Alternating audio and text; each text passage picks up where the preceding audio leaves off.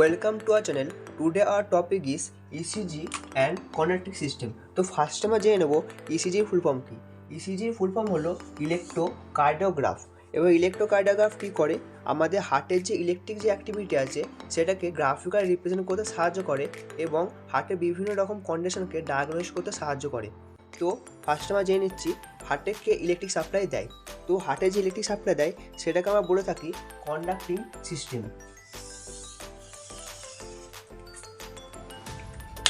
First আমরা normal ইসিজির ওয়েভগুলো সম্পর্কে জেনে নেব। তো নর্মালি আমাদের ইসিজিতে যে ওয়েভগুলো হয়ে থাকে সেটা আমাদের হচ্ছে যে P wave, Q R S এবং টি ওয়েভ হয়ে থাকে।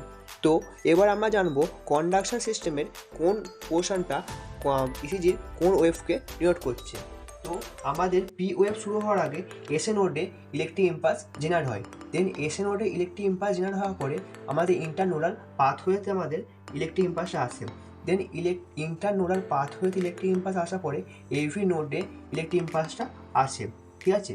দেন আমাদের বান্ডেল ব্রাঞ্চে আসে। দেন বান্ডেল ব্রাঞ্চে আসার পরে আমাদের রাইট বান্ডেল ব্রাঞ্চ এবং লেফট বান্ডেল ব্রাঞ্চে আসে।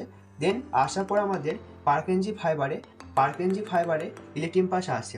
তারপর আমাদের কিউআরএস এবং টি ওয়েভটা শুরু হয়। So everyone, thank you for watching. আরও ইনফরমেটিভ ভিডিও জানার জন্য আমাদের চ্যানেলটিকে সাবস্ক্রাইব করে বেল নোটিফিকেশন অন করে দিন এবং কোনো কিছু ডাউট থাকলে আপনারা কমেন্টে জানান।